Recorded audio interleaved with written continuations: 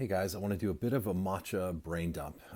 So I'm out here in Japan right now, and the main purpose of my trip is that there's a major matcha shortage. It's on the news, everyone's been hearing about it for months, but really we started seeing some of the major issues starting to percolate a bit in 2024, where they started to see some rise in demand, but really the end of 2024 and the beginning of 2025 just started to escalate and really eat away at a lot of the supply. I'm at the end of the first flush season, meaning there's basically three flushes. So you have a first flush, second flush, third flush, where each flush is it basically means that it's when the leaves get cultivated. So spring through early summer is first flush, second flush is around now, and third flush is an autumnal flush. And each one has sort of a different flavor and characteristics behind it. And these three flushes typically, when it comes to green tea, especially here in Japan, most popular green tea creates sencha.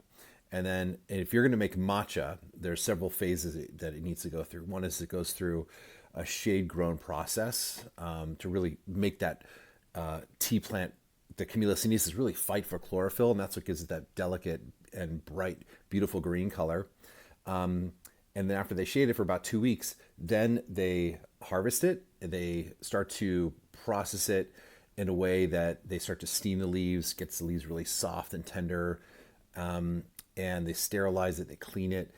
But also in the steaming process, just imagine like wet spinach. It's easy to separate the stem and the vein particles. And then so they dump the stem and vein particles, and then all you have is the leaf particles, and that's called tencha.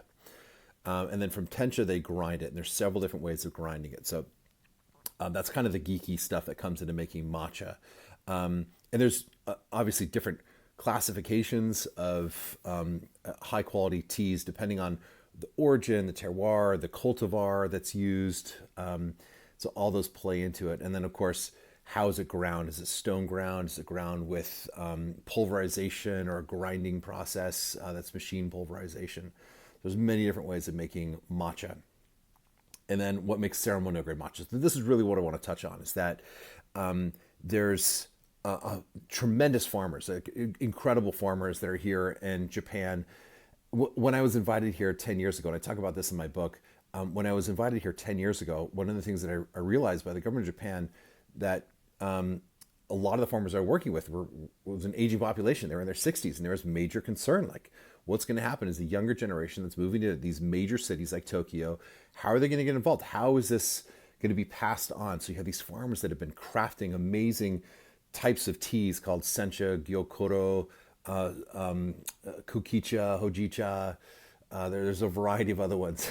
So, and now what's happening is because the demand of matcha, ceremonial grade matcha, is so high, a lot of these farmers that were 60 10 years ago are now 70. That's the average age of a farmer in Japan, right? So they're like, forget the craft. Like, we want to go for creating matcha now. We want to sell teas that are made for matcha.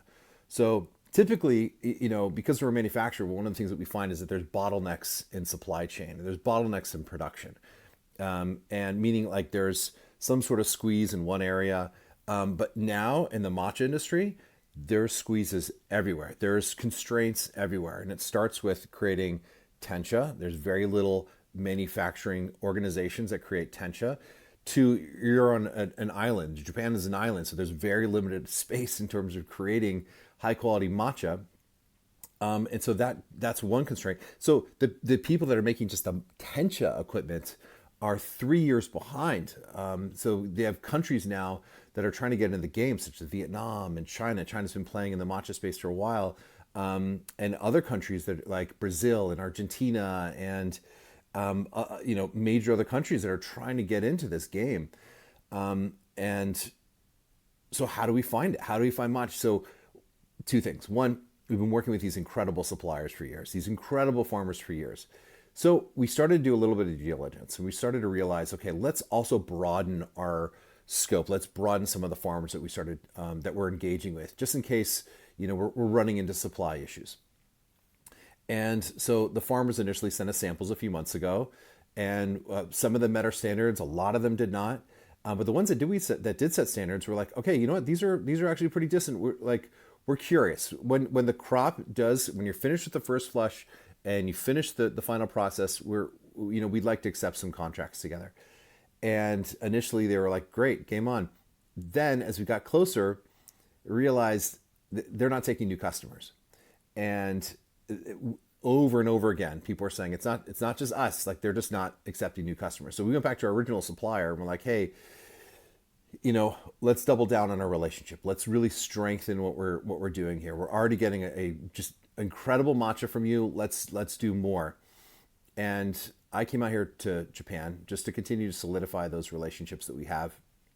And some of the feedback that I'm getting is that they're working till like 9 o'clock at night. They're producing these incredible teas and they're trying to sell to their current customers, but their customers are also demanding more.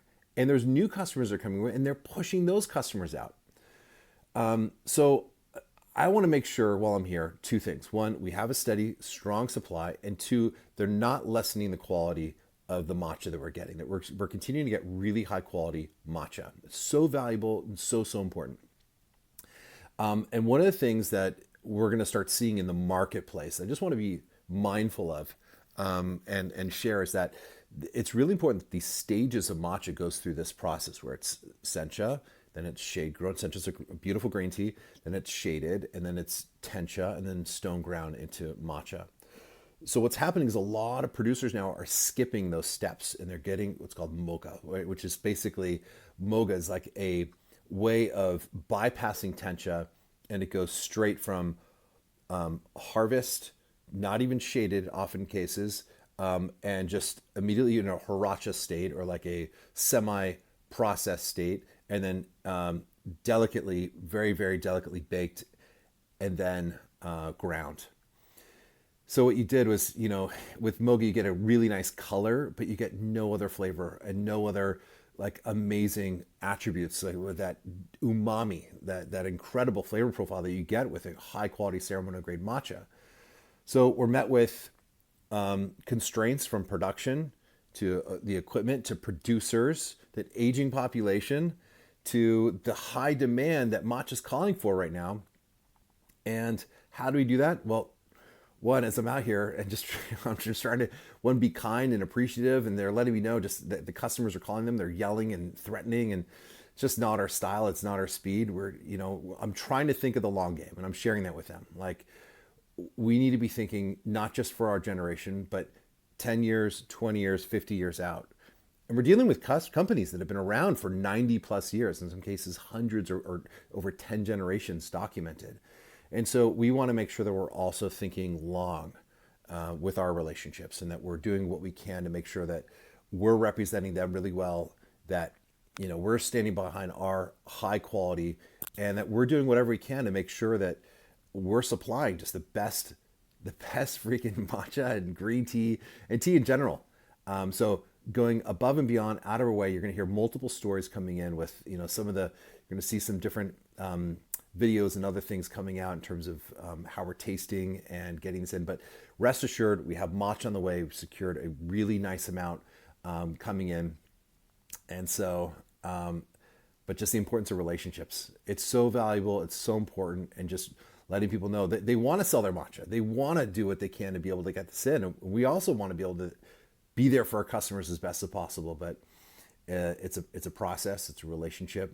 And these constraints are going to last a few years. It's not going away, especially with the aging population and with the constraints on equipment and constraints on just, also there's a 20% decline right now in production just based on, lack of rainfall and heat waves and all sorts of other elements that are impacting the farmers. So getting in early, being consistent, being kind, and looking for the best quality products possible. And that's really where we're going to shine. So thanks for listening. If you have questions, thoughts, or feedback, would love to hear. Be well.